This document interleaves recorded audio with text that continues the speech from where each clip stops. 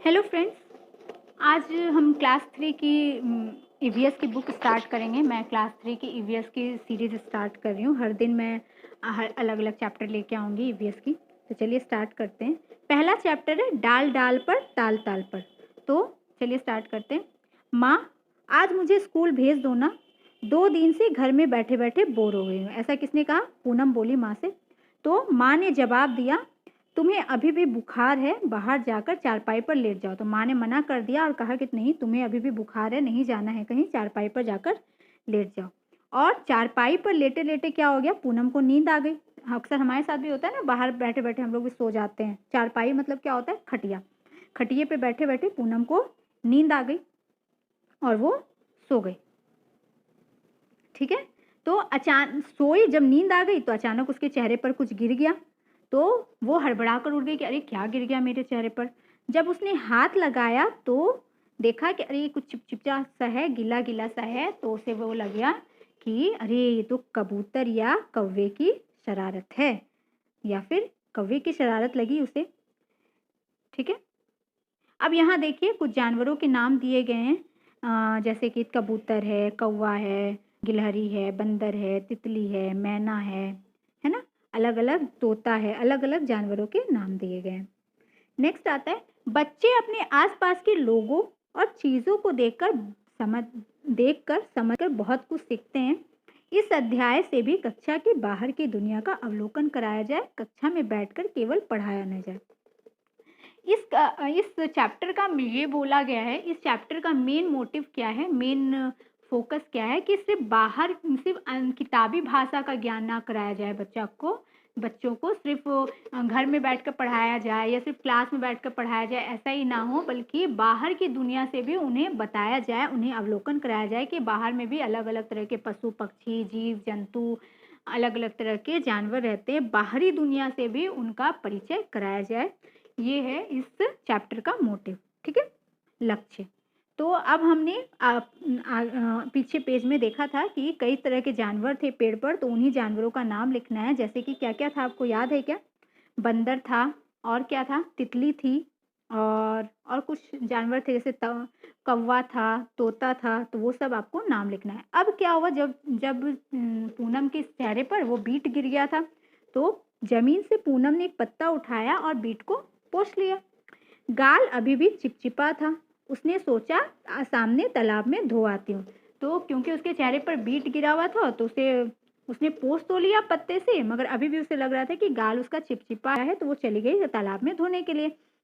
जब वह तालाब में गई धोने, कितने तरह के जानवर दिखाई पड़े, जैसे कछुआ दिखाई पड़ा, बकरी दिखाई पड़ी, बत्तख, भैंस, फिर मेढक, अलग-अलग तरह के जानवर उसे दिखाई पड़े। तो देखिए उन्हीं जानवरों का नाम यहाँ पर लिखना है।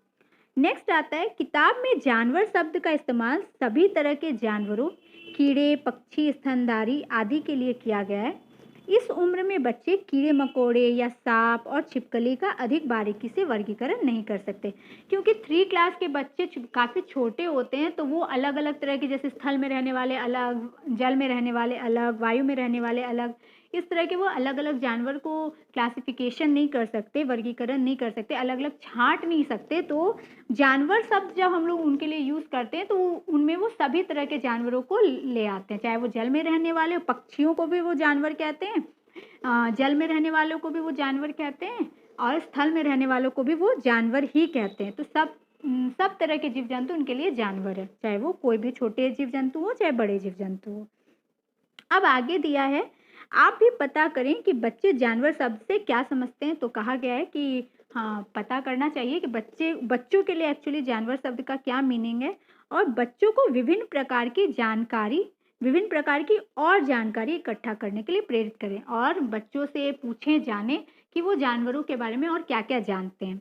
नेक्स्ट आता है कि तालाब पर दिखे जानवरों का अभिनय एक्शन करके दिखाओ। कौन सा जानवर क्या हरकत करता होगा?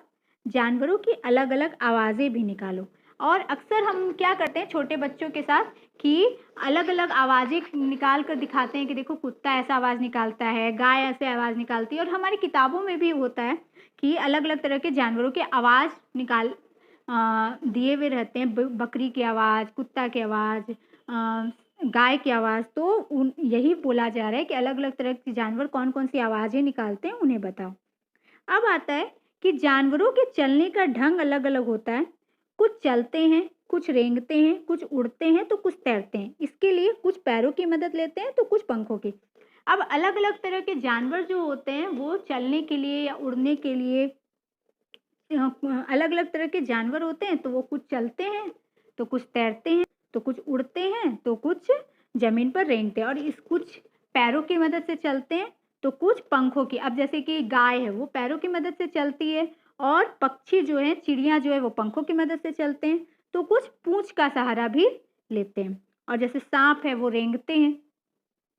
अब देखिए, यहाँ पर आपको लिखना है कि उड़ने वाले कौन-कौन से जानवर हैं, रेंगते हैं, रेंगने वाले कौन-कौन से जानवर हैं, चलने वाले कौन-कौन से जानवर हैं, फुदकते हैं, जैसे पक्षी जो है, चिड़िया फुदकती है, तो उनके बारे में लिखना है। पंख वाले कौन से जानवर हैं, तो जितने भी पक्षी होते हैं, वो पंख वाले होते हैं। पैर वाले कौन-कौन से, जैसे गाय, कुत्ता, ये सब पैर वाले जानवर हैं और पूँछ जिनके-जिनके पूँछ होती है, वो कौन से हैं, उनके बारे में लिखना है।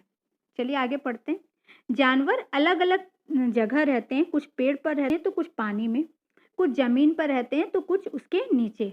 अब जैसे जानवर की आवाज़ें अलग हैं, जानवरों का चलने का ढंग अलग है, तो उनके रहने की जगहें भी अलग-अलग होती है। तो जैसे पक्षी होते हैं, वो कहाँ रहते हैं? पेड़ पर, कुछ पक्षी पेड़ पर रहते हैं, कुछ घरों में भी रहते हैं। कुछ जानवर पानी में रहते हैं, जैसे मछली पानी में रहती है और कुछ ज़मीन पर रहते हैं, जैसे गाय ज़मीन पर रहती है और कुछ ज़मीन के नीचे रहते हैं, जैसे कि चूहा जो होता है, वो ज़मीन को खोद कर उसके नीचे बिल बना लेता है। तो कुछ हमारे घरों में भी रहते हैं, अभी मैंने बताया जैसे गाय, घोड़ा, कुत्ता, बिल्ली, ये सब हमारे घरों में भी मिल जाते हैं। अब आते हैं जानवरों के रंग, रूप, चाल, आवाज़ आदि देखना तथा उनकी नकल करना बच्चों को बहुत रोचक लगता है। थोड़ी देर पहले मैंने बताया था कि बच्चों को जानवरों की आवाज़ें निकालना, उनके बारे में बताना, उनकी बातें करना, उनको देखना और उनका रंग, रूप, ये सब उनको बहुत अच्छा लगता है, बहुत मज़ेदार लगता है। जानवरों की विविधता देखकर उनके अलग-अलग समूह बनाने से ही वर्गीकरण की शुरुआत होती है और जानवरों के अलग-अलग समूह बनाकर ये जाना जा सकता है कि हर जानवर की क्या अलग-अलग क्वालिटी होती है, ठीक है? नेक्स्ट आते हैं नीचे। नीचे दिए गए चित्रों में देखो, नीचे दिए गए चित्रों को देखो, इनमें से जो जानवर तुम्हारे घर में नहीं रहते, उनमें रंग भरो। अब यहाँ पे कुछ जानवरों के चित्र दिए गए हैं, तो जो जानवर हमारे घर में नहीं रहते हैं, उनके बारे में उनमें रंग भरना है। नेक्स्ट आते हैं अब नीचे, ये सब हमारे काम के नहीं है। अब यहाँ कुछ जानवरों अधूरे चित्र हैं, इन्हें पूरा करो और इनके नाम लिखो। तो जैसे ये कुत्ता है, ये मछली है, ये कोई कीड़ा है, आई थिंक कॉकरोच है। नेक्स्ट आता है कुछ पहेलियाँ दी गई है, तो वर्ग पहेली में मेरा नाम ढूँढो और उन पर घेरा लगाओ। तो ये सारे अभी आपके काम के नहीं हैं। चलिए थोड़ा-सा करते हैं। छत पर बैठकर केला खाऊँ, इधर-उधर में कूद लगाऊँ। तो छत पर बैठकर जो केला खाता है और इधर-उधर कूद लगाता है, वो कौन होता है? बंदर होता है। पहला दिया गया है बंदर। अब दीवारों पर जाल बनाऊँ, जिसमें कीड़ों को फँसाऊँ। देखिए, दीवारों पर जाल बनाता है, कीड़ों को कौन फँसाता है? तो कीड़ों को दीवारों पर जाल बनाऊँ जिसमें कीड़ों को फँसाऊँ। तो ये काम कौन करती है? तो ये काम करने वाली मकड़ियाँ होती है। मकड़ी होती है जो दीवारों में जाल बनाती है और कीड़ों को फँसा लेती है। नेक्स्ट आता है, जाग-जाग कर रात बिताऊँ, दिन निकले तो मैं सो जाऊँ। अब ऐसा कौन करता है जो रात जाग कर रात बिताता है और दिन निकलता है तो सो जाता है? तो रात में जागने वाला कौन-सा पक्षी है? तो उल्लू जो है वो रात में जागता है। देखिए यहाँ पर दिया गया है। नेक्स्ट आता है, टर-टर की रट लगाऊँ, फुदक-फुदक पानी में जाऊँ। टर-टर कौन करता है? तो टर-टर आपको पता होगा कि कौन करता है टर-टर? मेढक करता है। तो देखिए यहाँ पर मेढक दिया गया है। टर-टर करने वाला जानवर कौन-सा है? मेढक है। नेक्स्ट आता है, बारिश के बाद नजर आऊं, पाँव नहीं पर रेंगता जाऊं। अब रेंगने का काम कौन करता है? रेंगने का काम कौन करता है आपको पता होगा। ये आप खुद से लगाएं आगे के चीज़ें। सांप करता है, ऐसे मैं आपको बता देती हूँ। और या हाँ, सांप भी करता है, केचुआ भी करता है। तो केचुआ भी यहाँ पर दिया गया है। अगर सांप नहीं होगा तो केचुआ लगाएंगे हम। सांप तो नहीं दिया हुआ है मुझे लगता है, तो केचुआ ही होगा इसका आंसर। नेक्स्ट आता है, धीमी चाल से चलता जाऊं, दौड़ में फिर भी जीत में पाऊं। बहुत धीमा चलता है मगर फिर भी दौड़ में जीत जाता है, और फेमस है कछुआ और खरगोश की रेस। तो उसी में है, कौन सा होगा बताइए आप? खरगोश होगा इसका आंसर, जो आप लगा सकते हैं। अब आते हैं आगे, चलिए देखिए यहाँ पर कहानी दे भी दिया है। पहली 6 का आधार पंचतंत्र की कहानी खरगोश और कछुआ है। खरगोश और कछुए की कहानी जो बहुत फेमस है, जो हमने पढ़ा भी है, तो वो कहाँ से ली गई है? तो पंचतंत्र की कहानी से ली गई है, जो बहुत इंटरेस्टिंग है। अब यहाँ पे कुछ जानवरों के, जैसे मोर दिया है, तितली दिया गया है, कुत्ता दिया गया है। तो जानवरों में रंग भरा हुआ है, उसको पहचानना होगा आई थिंक। चलिए आगे पढ़ते हैं। चित्र में देखो और बताओ कौन से निशान उंगलियों के हैं और कौन से अंगूठों के हैं। अब चित्र में देखकर आपको बताना है कि कौन से जो निशान है वो उंगलियों के हैं और कौन से निशान अंगूठे के। यहाँ पर आपको देखकर बताना है कि कौन से निशान उंगलियों के और कौन से अंगूठे के हैं। ये इतना इम्पोर्टेंट नहीं है। चलिए आगे आते हैं। नेक्स्ट आते हैं, तुम भी इसी तरह स्याही या गीले रंग से कागज पर जानवरों के चित्र बनाओ। अब बोला गया है कि आप भी इसी तरह स्याही या गीले रंग से कागज पर जानवरों के चित्र बनाइए और दिए गए चित्रों की नकल मत, मतलब कि ऊपर जो चित्र दिए गए थे हमें उनका नकल नहीं करना है, कुछ और जानवरों के चित्र बनाना है और इन चित्रों को अपने स्कूल और घर को सजाओ। इन चित्रों से अपने स्कूल और घर को सजाने के लिए बोला गया है। नेक्स्ट आते हैं, चलिए अब यहाँ पर देखिए कुछ चित्र बनाने के लिए दिया गया है। जैसे हाथी का चित्र, यहाँ पे सूर से पता चल रहा है ये हाथी का चित्र है, ठीक है। किसी ऐसे जानवर का चित्र कॉपी में बनाओ जिसे तुमने देखा है और 3 बच्चे मिलकर बनाएंगे। ये क्रियाकलाप एक्टिविटी दी गई है।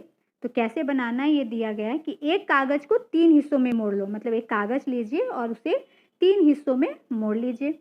नेक्स्ट आया है, एक बच्ची कागज के पहले हिस्से में किसी जानवर का मुंह बनाए।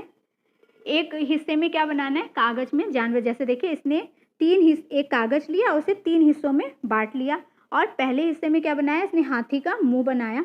अब आते हैं नीचे, दूसरी बच्ची बीच वाले हिस्से में किसी और जानवर का धड़ बनाए। अब दूसरी बच्ची कोई आई तो देखिए इसने किसी पक्षी जैसा कुछ शरीर बना दिया है उसका। नेक्स्ट आते हैं, तीसरी बच्ची किसी और जानवर के पैर बनाए। अब देखिए ये जो पैर है ये तो मुझे किसी और जानवर के लग रहे हैं, गाय जैसे पैर लग रहे हैं किसी और जानवर के। अब इस पूरे कागज को खोलो और चित्र देखो। अब देखते हैं तीनों चित्र बना के ये कैसे अजीब से इसके पिक्चर लग रहे हैं और अपने साथियों को भी दिखाओ। तो बन गया ना मज़ेदार जानवर। ये ऐसा अजीब सा जानवर बच्चियों ने बनाया है। चलिए आगे पढ़ते हैं, ये काम का नहीं है। चलिए नीचे चलते हैं। किसी पेड़ के नीचे कुछ बैठो, ध्यान से देखो पेड़ पर और उसके आसपास कौन कौन से जानवर हैं। तो पेड़ के नीचे बैठे होंगे आप भी और मैं भी बैठी हूँ। तो उसके आसपास बहुत सारे जानवर हमें देखने को मिलते हैं। जैसे डालियों में पक्षी देखने को मिलते हैं, पत्तों पर देखने को मिलते हैं, तने पर छोटे छोटे कीड़े मकोड़े देखने को मिलते हैं, पत्तों पर भी कीड़े देखने को मिलते हैं, जमीन पर भी चींटियाँ देखने को मिलते हैं, फिर और बहुत सारे जानवर हमें आसपास देखने को मिलते हैं। तो वही लिखना है छोटे से बड़े तक के क्रम में, जितने छोटे से छोटे और बड़े से बड़े जानवर आप इस बॉक्स में लिख सकते हैं। नेक्स्ट आता है जिक्सा का खेल। जिक्सा में किसी चित्र के ऐसे छोटे टुकड़े होते हैं जिसको मिलाने के लिए बहुत दिमाग लगाना पड़ता है। आपने वो पीसेस वाला देखा होगा। जिक्सा किसे कहते हैं? जो पीसेस में एक पिक्चर रहता है या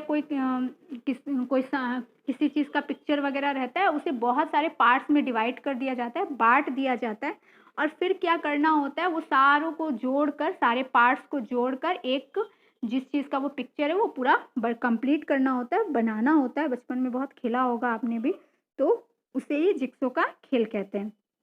नेक्स्ट आता है, अब जिक्सो के खेल खेलने से हमें क्या फ़ायदा होता है, क्या फ़र्क पड़ता है? तो यह गतिविधि बच्चों को क्रमानुसार लगाने की शुरुआती कदम है। अब ये गतिविधि करने से क्या होता है, बच्चों में ये पता चलता है कि वो कैसे स्टार्ट से एंड तक जा सकते हैं। ठीक है, क्रम में लगाना बच्चों के अपने अनुभव पर निर्भर करता है। जैसे चूहा चिड़िया से छोटा भी हो सकता है और बड़ा भी हो सकता है। जानवरों के प्रति संवेदनशीलता से जुड़ी बातों पर चर्चा कीजिए। अब ये एक तो आपको ये पता चलेगा ये खेल खेलने से कि छोटे से बड़े तक के क्रम में कैसे जाना है, जैसे चूहा चिड़िया से छोटा भी हो सकता है, बड़ा भी हो सकता है, ये बच्चे सोच पाएंगे। नेक्स्ट आता है जानवरों के प्रति संवेदनशीलता से जुड़ी बातों पर चर्चा करवाएं।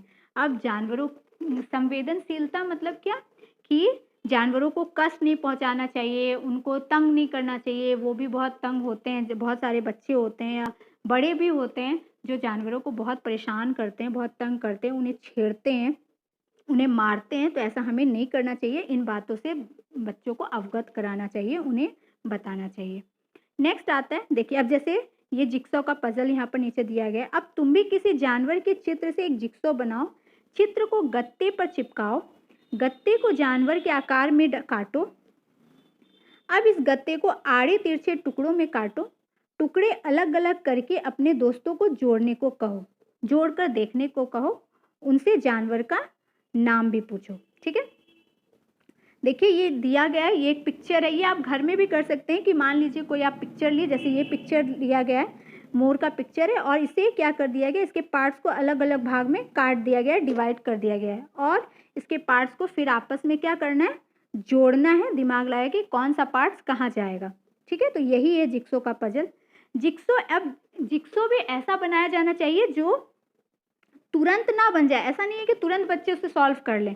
जिक्सो ऐसा बनाया जाए कि उसमें कुछ चुनौती हो, सीधे सीधे टुकड़े ना हो जो आसानी से जोड़े जा सके। अब जिसको जिक्सो का मतलब ऐसा नहीं है कि तुरंत अब बच्चे सॉल्व कर ले, थोड़ा सा हार्ड बनाना चाहिए ताकि वो उसमें थोड़ा सा दिमाग लगा सके, थोड़ा सा उस पर एक्टिविटी कर सके, ऐसा नहीं है कि तुरंत ही बना ले।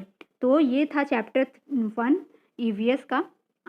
अगर आपने मेरी ये सीरीज़ देखी है तो मुझे बताइएगा कैसा बना है और मैं आगे भी वीडियो लेकर आऊँगी ईवीएस का।